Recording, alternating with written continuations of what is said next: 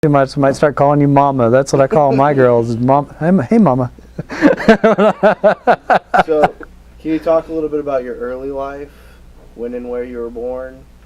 Sure. I was born in Potawatomi County, in Shawnee. Okay. And back in, can I say that? 1984. I'm almost 30 years old, and that's pretty much where I was born and raised, between Shawnee and Tecumseh. What did your parents do for a living? Well, they still do what they did whenever I was born. We crack and shell pecans, and now I work for them. My dad's been cracking and shelling pecans for 40 years, and my mother's, once she married him, she started a retail store. So we do retail gift sacks and crack and shell pecans. So we work really hard 6-8 months out of the year, and then relax and play around with our farm whenever we're not shelling nuts. Okay. Is that enough to test it? So, what was the interactions with your family had with other extension agents when you were younger, before you joined 4-H? Did you have any? Or well, there wasn't a world before I joined 4-H. No. Were you at 4-H for all your life, pretty much? Pretty much. Whenever I started, I was probably 5 years old whenever I started as a clover bud, and I don't remember much before that. My sister is a few years older than me, so everything she did, I followed in suit behind. So I was really ready for everything, good and ready for everything by the time that my chance rolled around. So what were the 4-H meetings like when you were in 4-H, when you were younger?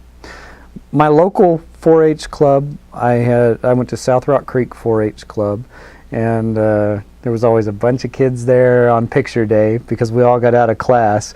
There weren't too many really active students in there, but we probably had, at our 4-H meetings, we probably averaged 25 to 30 kids there.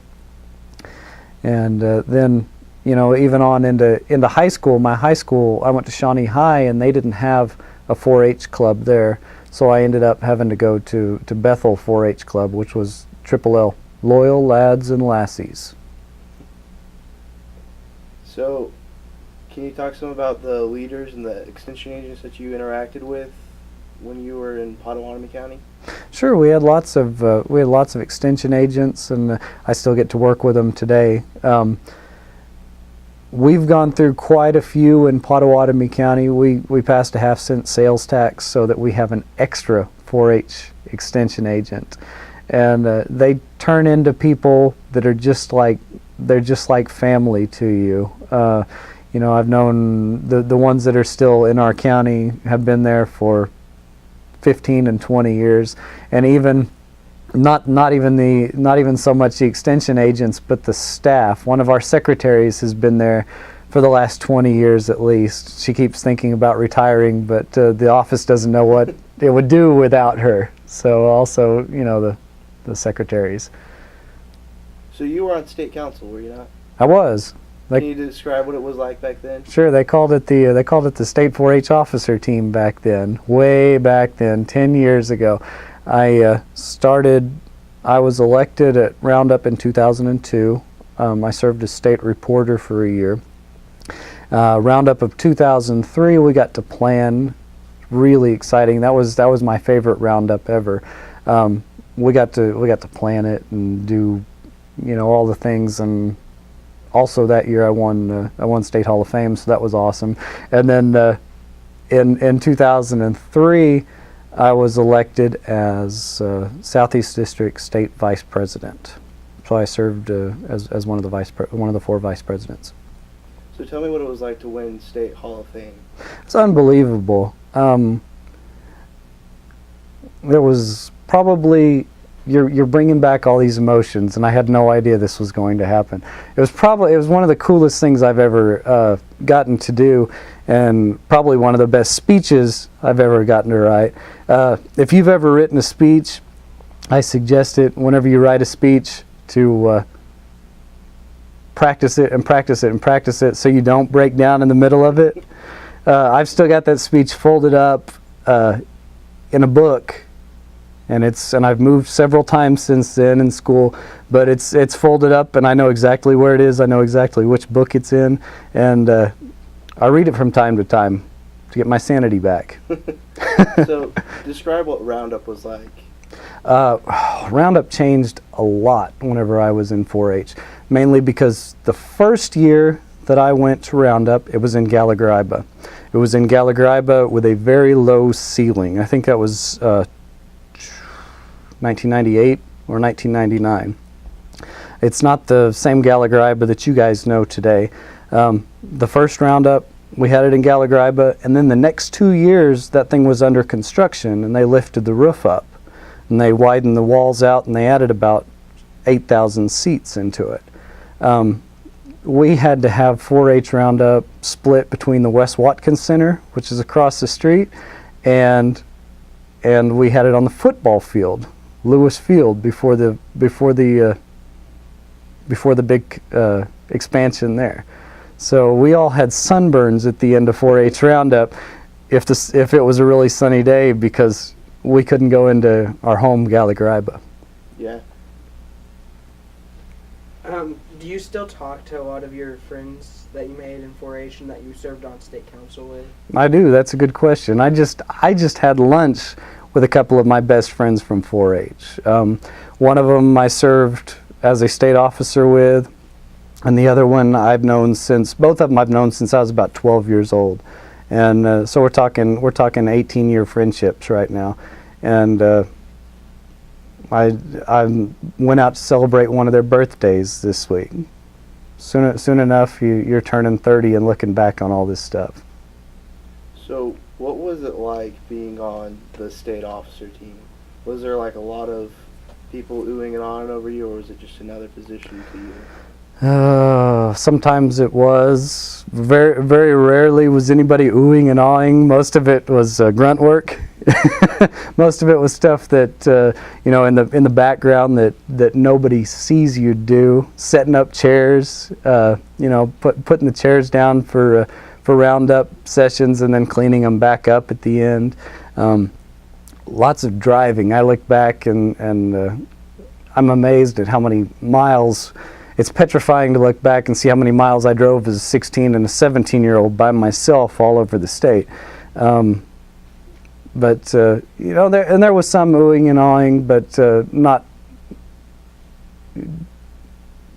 That's not the big points. That's not the high points. The high points was going back to my county and helping a younger 4-H'er out and trying to give them the same start that I got. So what was like some of your favorite memories you have of 4-H? I have lots of good memories from 4-H. Pretty much all of my childhood memories.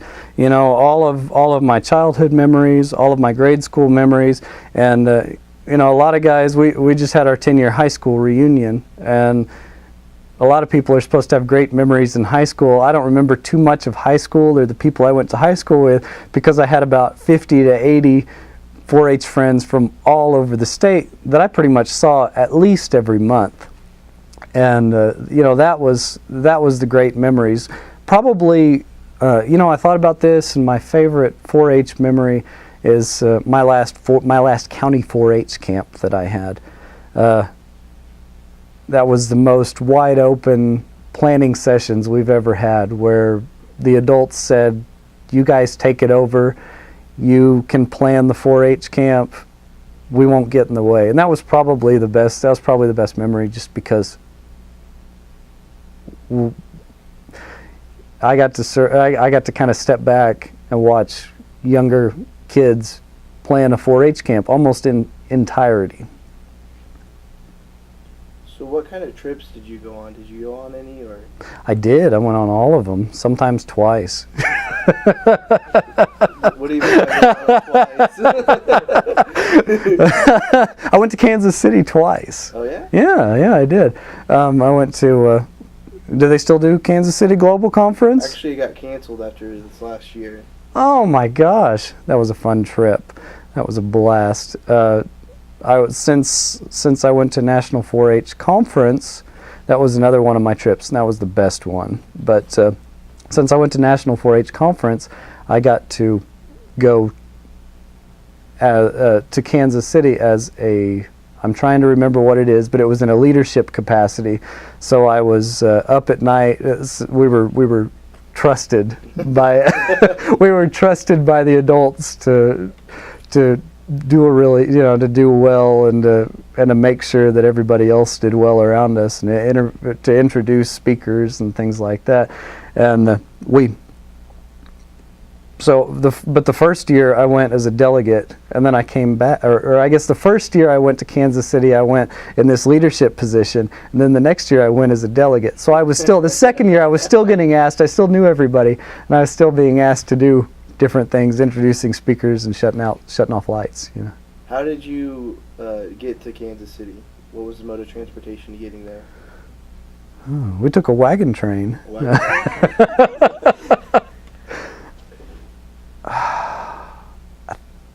I think we took a bus. Bus? Yeah, they flew us out there whenever we were doing the leadership position, and via like Atlanta, and then we took a bus up there as a delegate. So what was it like? Like, what all did you do in Kansas City? We toured different facilities. We, I remember going out and going shopping at the what's the big planet? We good? The plaza, I think it is. I remember doing a lot of shopping and eating at the plaza, and also doing leadership and teamwork exercises, and meeting people from all over the region. It's just really exciting going on a national trip. Earlier you mentioned that you had a sister. Did that affect your family life ever, like competing because you were really close in age, or was there not conflict there? She was just old enough. She was 3 years older than me. So whenever I was a freshman in high school, she was a senior in high school, and she got to take, she took me out to eat, all those wonderful things. We were never really in a competitive role. She was done with something by the time I started applying for it. So I don't ever remember going head to head with my sister. I would not have won. All I could do was match her whenever we were in 4-H, and sometimes I didn't even do that. So what were the projects you were mostly involved in? My main project areas were leadership, public speaking, and community service. I remember winning the community service project award, and I was fairly young. I think I was 15 or 16 I think it was 15 whenever I won that one. And that was kind of shocking because and I don't know how it is now, but it was really competitive whenever I was doing that. We were doing all sorts of community service projects around the area. One time, and I got to tell this story on my mom, one time she found a phone number in the phone book that said something about needing community service. And you should call this number if you wanted to do community service. And she called it up. Well, it was for people with DUIs and people that had been assigned to community service by the judge. Did you end up doing community No, service? sir. Not like that. No. We're wearing orange and doing community service, right? So going back to you winning the Hall of Fame at the state level, what was honors night like back then where you won the award? It was a big deal. We all had to wear ties. I think you still do, right? We all had to get dressed up, wear ties. All the boys got cleaned up, and so it was like 112 degrees, and we had to walk 1.5 miles across campus in our dress wearing. We're really glad we had that suit coat on because we were all sweaty underneath. But it was a blast going to the awards, going to the banquet beforehand, and getting to see the Hall of Fame winners from last year. Whenever I was 13 or 14, that used to bore me to see what the Hall of Fame winners were up to, and and then years down the road, you're starting to watch them and to think, well, I'm going to be there in 5 or 6 years. Oh my gosh! But it was exhilarating, especially and I had the foresight, and I got in and knew that I had won beforehand. I don't know how they do it now, But I knew that I had won beforehand, so I had a speech prepared. I was mentally prepared to go up there, and it was still wonderful. So was Honors Night at Roundup? I heard it was at another conference for a while. They did interviews off-site. Let's see, how did that work? No, honors night was always at Roundup, as far as I know. Whenever we were there, you know, they had the dinner at West Watkins, and then we went across the street to our brand new shiny Gallagher-Iba arena and had the party and honors night in there. As part of my 4-H career, I always had a 4-H role model growing up. Did you ever have a 4-H role model that kind of encouraged you to do things and you wanted to look up to them, be like they were? Sure, you're talking about my sister again. You're talking about my sister. Her name is Marcy Grundmann. She's Marcy Luter now. She's got 2 little kids. She's still really successful. She's amazingly successful. She still does what she did in 4-H, what she learned to do in 4-H. She was a state officer for a year, and as a state officer, you know, you teach leadership workshops, you teach teamwork workshops. That's still what she does. She does it on a professional level for different businesses in a Tri-County area around Stillwater, and she's still right in Stillwater. She was always breaking ground for me. It's so much easier following somebody that's like, oh yeah, I've already filled that paperwork out. Take a look at it for when you do it. You know, there's always every family's got a secret recipe for a great record book or something like that. So it was wonderful to have her break ground for me and let me know what was out there and let me know the best ways to go about getting there, about getting to success. Was your sister on state council or the state officer team as well? She was a state officer for a year. She was vice president for a year. She did run for president and didn't win that year. You guys have to remember, I came from the Southeast District, very northwest corner of the Southeast District, but I came from the Southeast District. Whenever we started in 4-H, Southeast District was tiny. It was bringing like 150 kids to Roundup, or what did I say? The Southeast District was tiny. It was bringing 150 kids to Roundup. Hard, you know, and sometimes Roundups had 1,000, maybe 1,100 kids come to these things. We hardly had any, and we worked really hard. And she was one of the people that really instigated getting a bunch of 11, 12, and 13-year-olds motivated and aware that there were things out there like Roundup and all these awards and all these scholarships that they could win. And she really helped build the Southeast District up, and it was, you know, it was still growing by the time, but it was very difficult for Southeast District to have a president to come from it, just because they just didn't have the votes. Did you run for president? I did not. Why not? I knew better.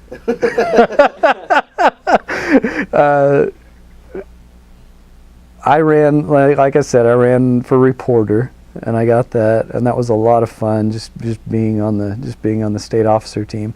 The next year, a very good friend of mine, Matt Smith, same age as me. We both, now I did compete with Matt for a lot of things, and he didn't want to compete with me, and you're the same age as somebody, you've pretty much got the same skill set, you've got the same aspirations, you're going to go head to head one of these days. A couple of years before, we ran against each other for Southeast District President. And I heard it was really, really close, but he beat me. So, you know, he beat me there, and I said, man, you're running for state president.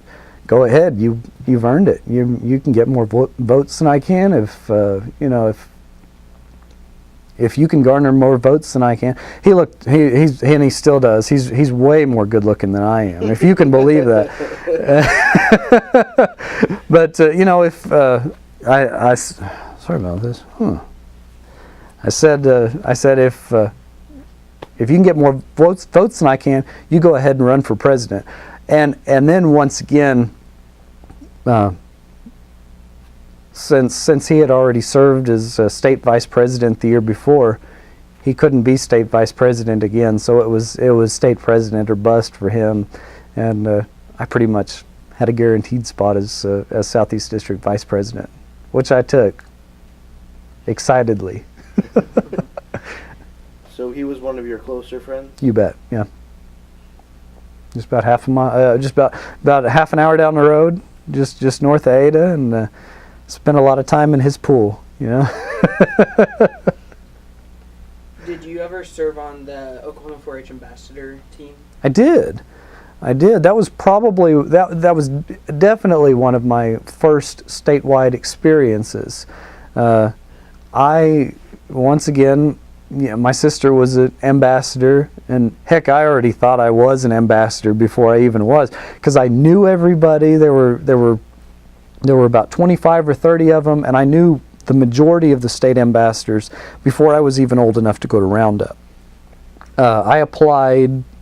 I was very socially awkward, and nobody else is at 13. But I didn't do much at 4-H Roundup whenever I was 13. But whenever I was 14, I promised myself that I'd run for. I'd do the interview process and the application process and try to become a state ambassador. I did all the application stuff, got in there, and it was a very funny year. And you make some great friends even though you don't make the ambassador team. I did the interview process. That year they interviewed 20 kids, and they took 17 of them. And I was a baby, I was 14. They took 17 of them, and they took one alternate. That one alternate was Dusty Connor. He was a state president. He was a Hall of Fame winner with me. And then there were two of us that didn't get it. Guess, that one of them was me. I didn't get it. I took that pretty hard.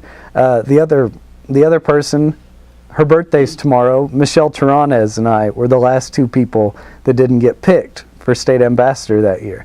So we hung close. That's been 17 years since we've done that. We came back better and stronger next year. We probably led the group the next year. So what was ambassadors a very popular thing back then, or was it just starting to grow on people? Let's see, it had been around for probably 10 years since then. We had, and I don't know if, I suppose they still do, Shannon Farrell at the helm, and Mary Sue Sanders at the helm, and it was in wonderful hands then. I think it still is now, though. So what year did you apply for ambassador the first time? Let's see. I got to check my dates. Let's see, 2000. 2000, I think. 1999. 1999, and then I think I got it in 2000. Now you're talking about football field roundups. You remember the football field roundups? I don't actually. I think all of ours were all in Gallagher. Oh, really? Oh, yeah. Yeah, those were the dark times. Isn't that on the field? Yeah, we had them on the football field. 2000 and 2001, Really? whenever it was under construction. Oh, that's right. That was right. We had them on the metal bleachers in the end zone of Lewis Field. So in the summer. Yeah. So I was already talking about sunburns. So describe to me how miserable it might have been on the field. I have the perfect story about a girl. She was a couple years older than me. She was my sister's age. Her name's Kathy Herron. She did. Do y'all still do Clover Quiz Bowl? Yeah. She did the first meeting of Clover Quiz Bowl, and they did all the preliminary rounds, and then the final round was live in front of the entire Roundup delegation. This is on Friday morning, and the sun's coming up in the east, and it's well, let's see. I'm turned around the sun. Okay, the sun's coming up in the east, and everybody's got their hats on, and they're blocking the sun. And Kathy's asking questions to these Clover Quiz Bowl finalists. And Kathy has got red hair. She's very, very fair-skinned, freckles. And she's asking questions just straight into the sun, and she's the only one that apparently got a sunburn that day, from what I hear. She was asking questions to these kids, and she got so sunburned that day, I think she had to peel skin off of her face like 4 times. I mean, it was like one of those massive sunburns that she got, and everybody was kind of in that boat. But we were. How did they have the field set up for you guys? We were in the wild west end zone. The stage was down about on the end zone there, and then all the delegates were up on the west side looking down on the field, and it was difficult for the Hall of Fame winners. They had a video for the Hall of Fame winner, and they had these 2 like 13-inch TVs, one on either side of the stage, that they were presenting these videos on, and you couldn't see anything on these TVs. So Honors Night was in the field? Yeah, you bet. So is that where you got your Hall of Fame at? Was on the field? No. Back in Gallagher, Iowa by then.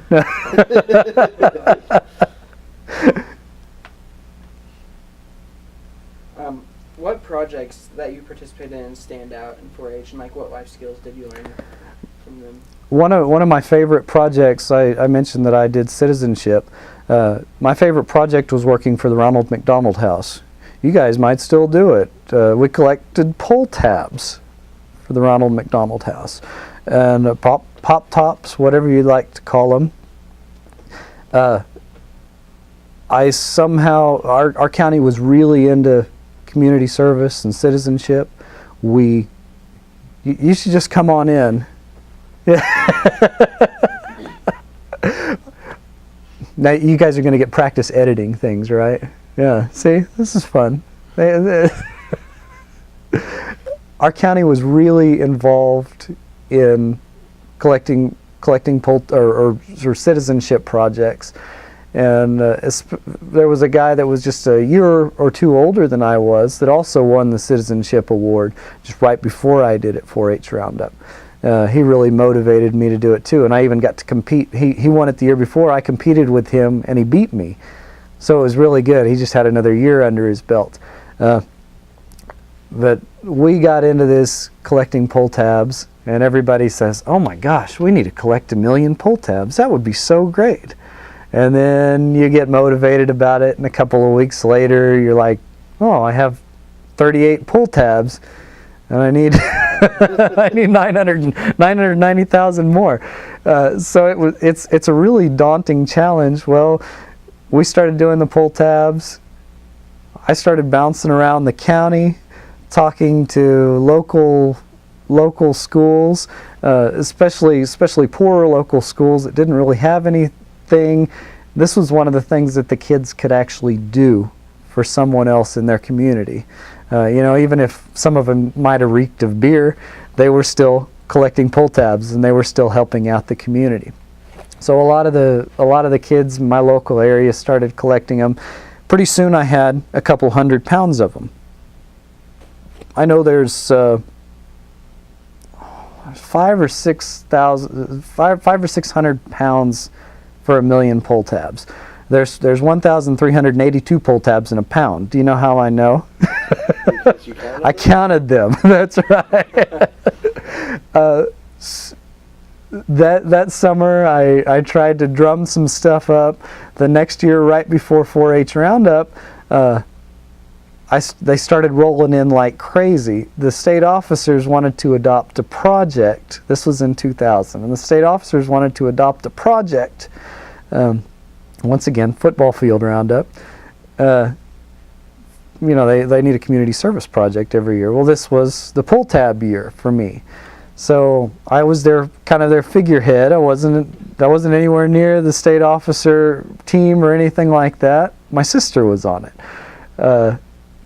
I ended up becoming the pull tab king. I think I still have a crown somewhere. It's made out of green paper, and it's got a bunch of pull tabs super glued to the outside of it. And I was the pull tab king, and I motivated people to collect pull tabs. Soon after that, they started coming in from all over the state. We'd go out for an evening and come back, or we'd go to work, or we'd go out to dinner, come back to our house, and there would be a couple of 2-liter bottles full of pull tabs on our front porch. I would get packages in the mail with pull tabs in it. I'd get another package that says, well, these kids, they didn't collect enough pull tabs, so we didn't think they collected enough pull tabs. Here's a $10 bill, throw that, give that to the Ronald McDonald House. So one day I looked around and I had over 700 pounds of pull tabs, and I thought, we need to bring these to the Ronald McDonald House. We loaded them up in my dad's 1-ton pickup, and it was level full. And I don't even think that was all of them. I think we might have filled up part of the back end of a Blazer with them. It was really impressive. I had them in paper sacks that were stapled over, completely full of pull tabs. We even got to be on the Channel 5 News that day. I got to be on the Channel 5 News that day. It was a terrible interview, but we got the news out there, and I got a lot of my local 4-H friends that came up there with me to be on the news too. And we cultivated a really good relationship with the Ronald McDonald House, bringing them all these tabs. I don't know how much they were worth in the final tally or anything like that. There were over 1 million that we delivered that day. The next year, other groups started trying to collect 1 million pull tabs. Estimating somewhere around 6 million of them that I kind of spearheaded and motivated other people. It was really nice to, you always heard that phantom rumor about somebody collecting 1 million pull tabs, but I actually got to step out there and say, yeah, I got them right here. They're in the back of the truck. That was my favorite community service project. How old were you? 14. So what would you have for anybody that might want to do something similar to what you did? What advice would you give? Keep after it. People are always looking for a really good project. If your idea is not quite there yet, listen to advice from everybody. Try to find something that everyone can do. Not everyone's got the resources to do one thing, but they might have the resources to do another thing. And just keep plugging at it. It doesn't happen in a day. It takes a little bit of time to make a success out of a project. So how did you stumble across Ronald McDonald House pop tabs? I think that goes back to when I was in the 3rd grade. Some phantom kid had collected 1 million pull tabs, and we tried to do it, and ended up with like 6 pounds of them,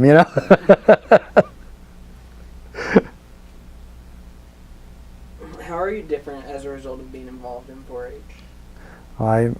I'm not different from anything. This is the way I am. This is how I turned out. I can imagine what I would be different. I went to Oklahoma State, right after 4-H. I had to get back to Stillwater. All of my friends were already going to school up there. So I went to Oklahoma State, Biosystems and Agricultural Engineering. Now tell me how many engineers or engineering students that that could stand up in front of 1,000 people and give a speech without stuttering, without being nervous, without being totally nervous.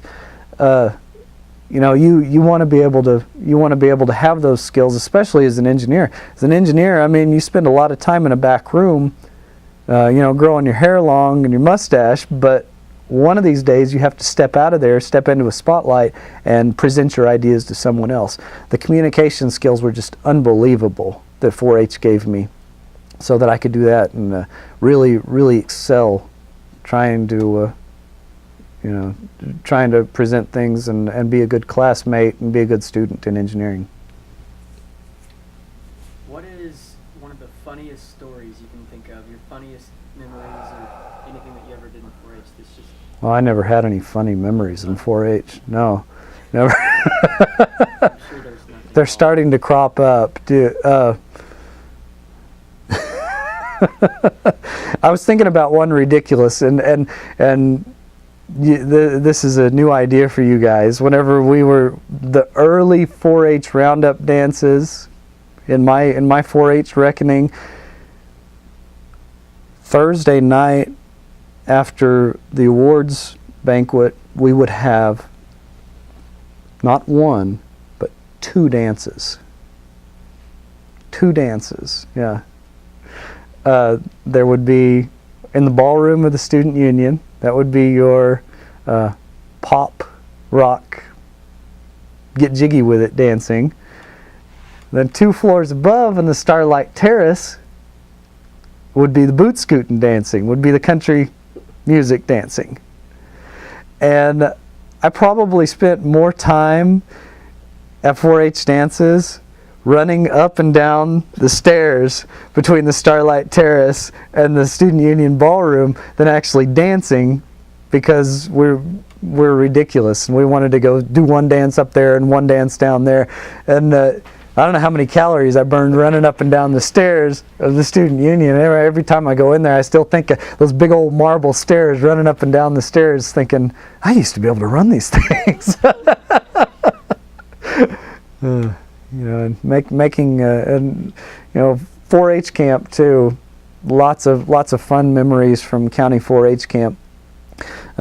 My last 4-H camp, I was 19 years old. I was an overgrown 4-H'er definitely by then.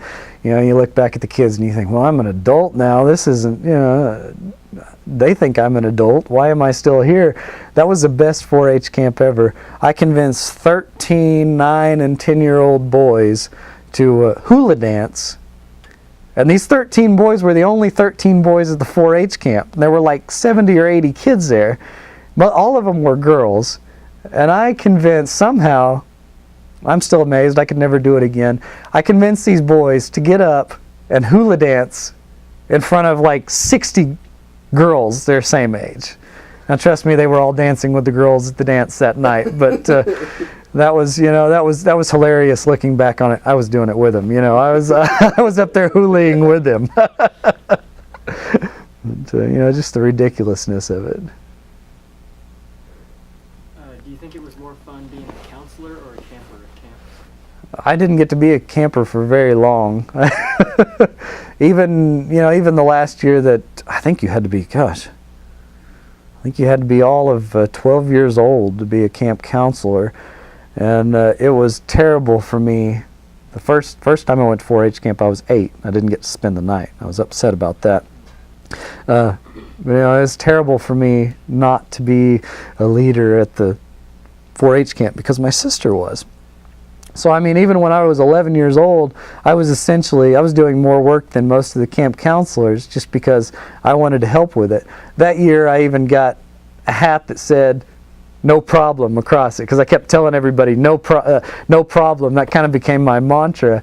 And I liked being a counselor just because there's something else to do. Now I'd probably tell you I really like just being pushed around and people telling me which way to go, and a little more at ease with everything. I'm a natural control freak, but I love getting a break every once in a while.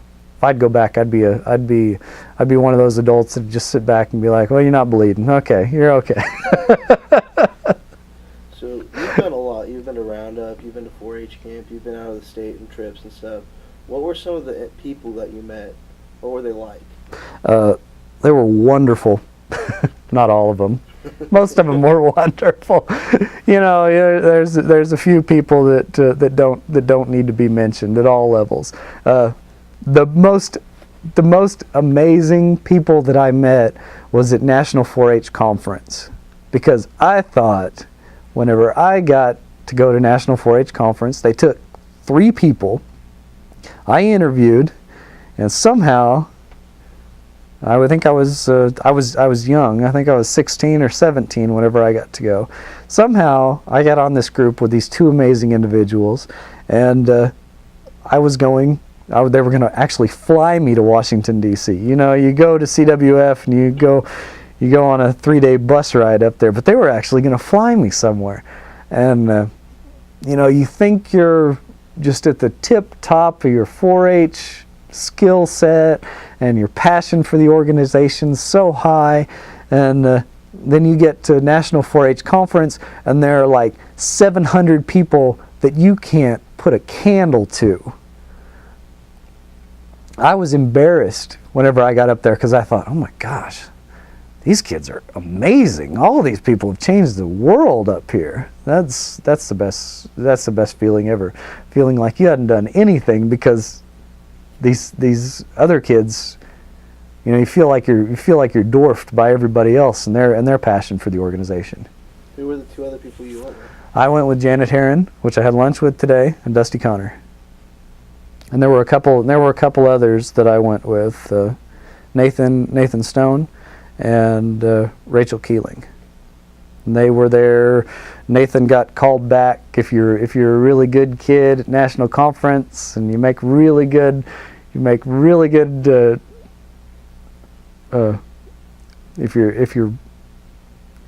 you make a really good impact on someone, they might call you back to come back the next year. And I think that's what Nathan did. So what were some of your fondest memories with those people?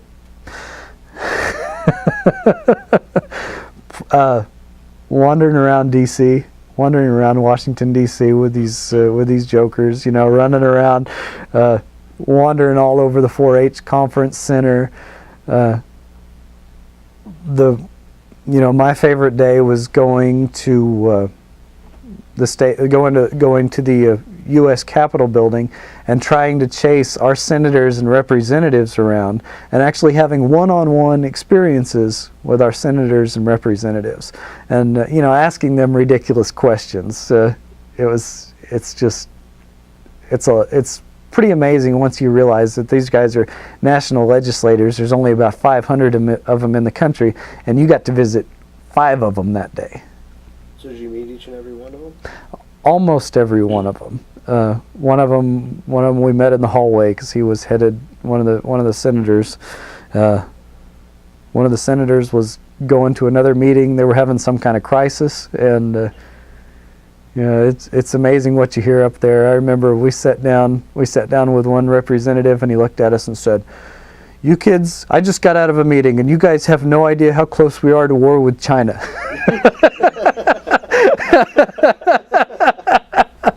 And you're just like, really? It's probably classified information. A little bit leaked out now. Well, it's been 10 years. It's been 12 years now, 13. So we patched it up. If you could go back and change anything about your 4-H career, what would it be, if anything? Do I have to? No. No. If I could go back, let's see. Now, this is a hard question. You guys have been throwing cupcakes at me. What's your biggest regret?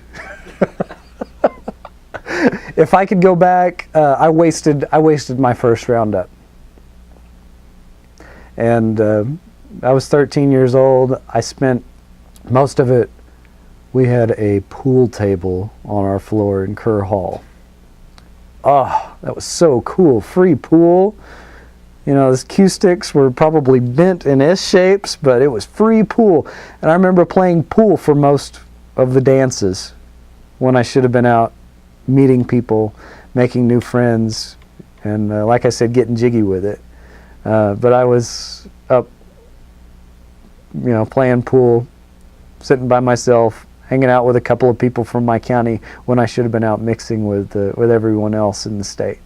I didn't take advantage of it right off the bat. Now the next year I did, and I did the same thing at our Southeast District Leadership Conference. I didn't take hold and realize the opportunity that was in front of me until the first year was over. Where was your district leadership conference held? Mostly in Ada. McAllister or Ada. McAllister had the hotel that could hold enough people in our district. We had several Southeast District conferences in Norman, which is in the Southwest District. So what were those like? Well, they were great. It was like I said, it was difficult the first year, and then all of a sudden I realized, oh my gosh, look at all these different people from everywhere. I want to get to know them. And the year we had it in Norman was the year that I just started meeting all these people that I was gonna be hanging out with for the next 6 or 7 years. And that was a great feeling, getting to know everybody. So is that where you got elected as the Southeast?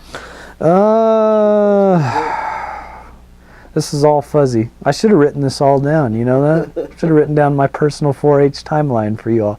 I think it was the year before, whenever I thought, I need to run for district office. These district officers have nothing on me. I need to become a district officer too.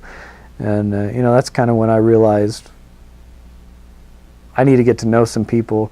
And by that time, I was on a first name basis with, there were 100 people at that conference, and I was on a first name basis with half of them, and just goofing around with everybody, just having a good time and a good rapport with everybody, and just trying not to leave anybody out.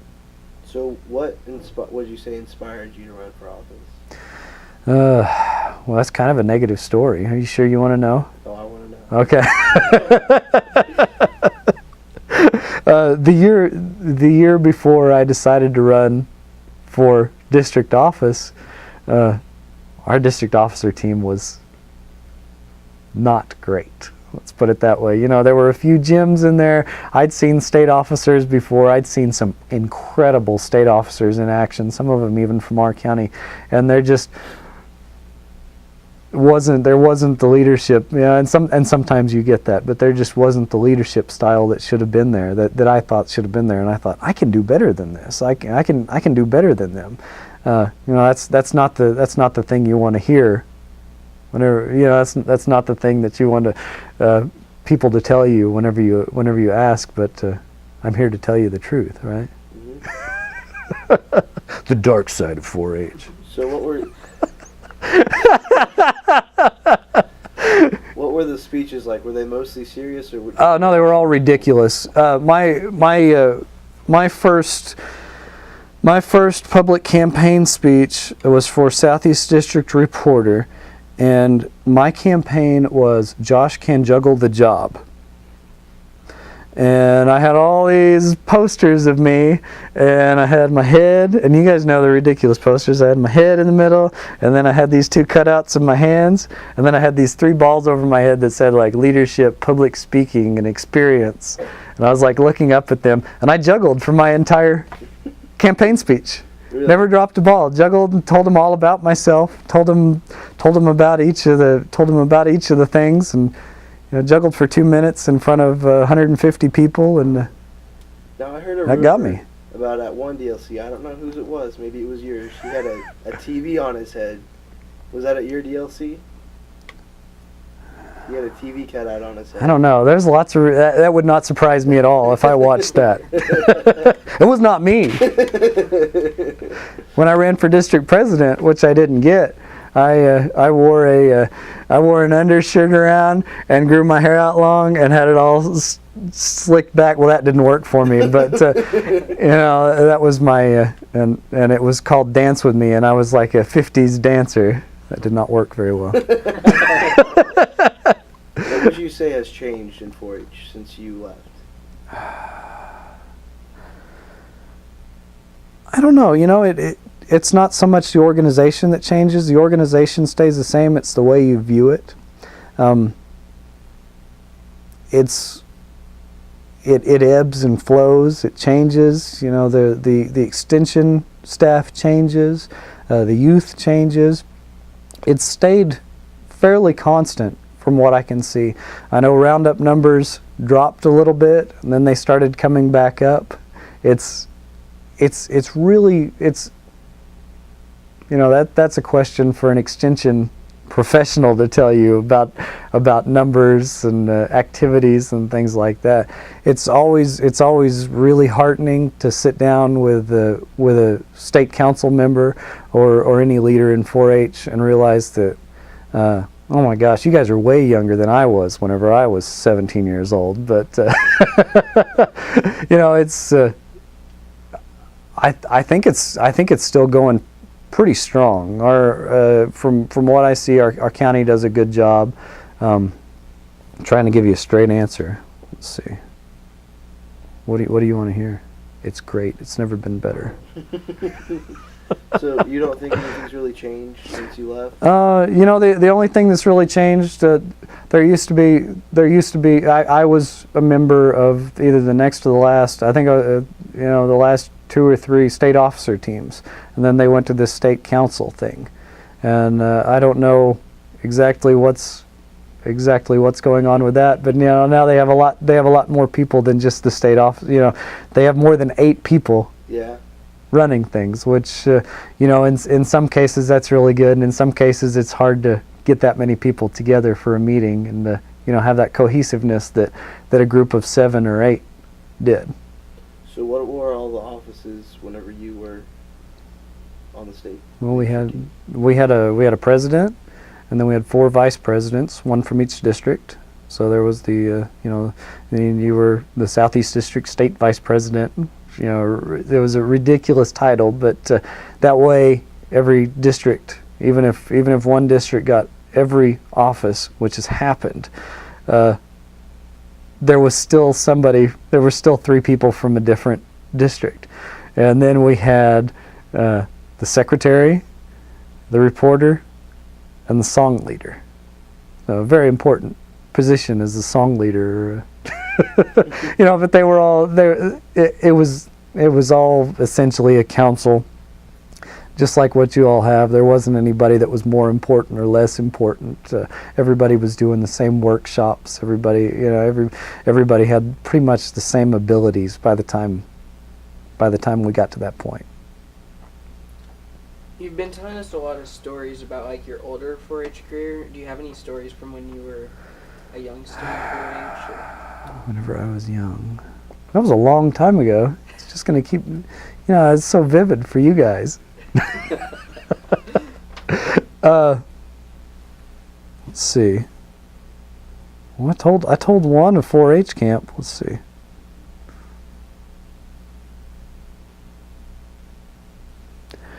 Yeah, I do. I remember the first time that I was like bedazzled and in awe of what leaders become in 4-H. We had the adult leaders banquet. You guys ever worked at that or done that? The adult leaders have a conference every year, and they used to have a banquet that night. Well, my mom and my dad would go to this, or at least my mom would go to this banquet, and she got stuck with the kids, and so they needed a place to babysit all these kids. And I'm talking, I was like 7 or 8, and I didn't even know, honestly, I didn't even know what I was going to, but I knew I was babysat by these older kids. Well, I got in there, and they had these. They all had matching shirts. They all had this. You know, it was the '90s. It was the early '90s, and they all had terrible green and yellow polka dot pattern shirts. So they were the state officers. One of the guys that was on the state officer team was from our county that year, so I knew him really well, John Daniel Stewart, and I knew him really well. And there were a couple of other officers that I got to meet, and I was blown away by how grown up and mature and cool these people were.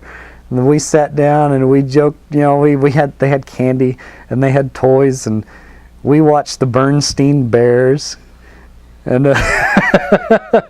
I really got to hang out and get to know members of the leadership team, these state officers, before I even was a 4-H member. So that was one of the things that really turned me on to 4-H. Was, wow, these guys are, you know, this isn't baby stuff. These guys are teenagers. These guys are 16 and 17 years old. I can do this one day. I think I might want to check this out. So that was a really good motivational thing, and that was a lot of fun. Yeah. Yeah, you need to ask me a question. You're just quiet back there. Oh yeah, I don't really know But I guess like this is like the 100-year anniversary of it. So like we talk about the past. What are some things that you hope to see in the future of 4-H that either have happened and you want to keep them going, or something you hope to see come No. in 4-H? Well, the one thing I want to see in 4-H is the power resting in the youth. 4-H, there's a huge difference between a 9-year-old or a 5-year-old clover bud and a 19-year-old state officer that has finished a year of college and is essentially an adult. In that span, they're all still 4-Hers though, aren't they? There's the cultivating that those 17, 18, and 19-year-olds need to go back into their own communities and help make those 5-year-olds want to become that leadership position. The best way to do that is not to have an adult, not to have a paid professional come tell you what you... I don't know what the deal is with this, guys. Does that show up on camera? I don't think It's so. irritating the crap out of me. The goal is not to have these paid professionals tell these kids what they can do in 4-H. That goes a certain distance to getting these kids involved. But the best way to do it is to say, look at me. I grew up in 4-H, and have the power in 4-H rest squarely with the youth. And to have the youth train youth. That's the ultimate goal, and the best way to do it is to have you guys fight the power, take your power back. You all are in charge. If you've got something you want to do, the organization is essentially yours. It's not these adults. These adults are gonna stick around for decades if they need to, telling you what to do, pushing their own agenda. You need to push the youth's agenda, and that's the goal I see is an organization, and it's possible. I mean, there's paperwork that needs to be done by the extension staff, but you all are here for the back work. You all are here to go out and motivate others to get involved and to get active in it. That's kind of the great thing. I want to see more older teenage kids going out and cultivating leaders for the future, not adults going out and cultivating youth for the future, cultivating leaders. I want to see the leaders cultivating leaders. So before you went to college, did you ever consider going into extension for your profession? There's no money in it. Not even a little bit? Oh, there's some money in it. There's money in it for a single guy, but no, I never. It never crossed my mind. I wanted to go to OSU, and there was a dark period where I thought I wanted to teach, but I never really thought about going into extension. Did you stay involved with 4-H once you were at OSU? If you're talking about collegiate 4-H, no. Like I said, I spent 2 years on the state officer team, and once you wrap up 2 years on the state officer team, you need a little bit of a break. And it was wonderful seeing all the 4-H activities that were going on campus.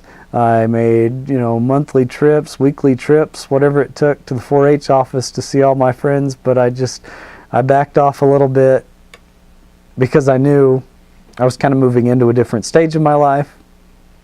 I still had all the old friends from 4-H. They were in college, that were younger than me and older than me and my same age, but I backed off from the organization for a while. Now, after I got done with school, six years at Oklahoma State. After I got done with school, first thing I do is come back, and I've been helping with my county fair nonstop. So, if you're out at the Pot County Fair, I'm in the office. I love it. So, what did you major in, and what caused you to decide that's what you wanted to major in? I majored in biosystems and ag engineering. Got my undergrad in that. The reason why I did that, my family cracks and shells pecans, and my dad, after 29 years of working in this little building between Shawnee and Tecumseh, a little cinder block building, he decided he wanted to expand. There wasn't any place to expand right there, so we ended up building in a brand new building. And we got hundreds of thousands of dollars worth of pecan shelling equipment to go into that building. We had to put it all together. And I thought, oh my gosh, I put all this, and I helped put things together, put this shelling plant together my senior year in high school. And I thought, wow, this is really what I want to do. I think I want to go into food processing. Well, food processing, the best place to do that when you're still in Ag Hall, if you don't want to do meat, is biosystems and ag engineering. They have a food processing emphasis that you can get.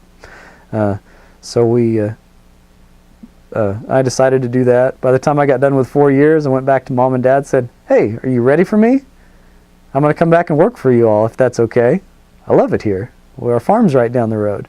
And they said, no, we're not quite ready for you yet. You're going to have to go find a job somewhere else. Well, I went back to graduate school and got a master's in biosystems engineering. And after 2 years, I kind of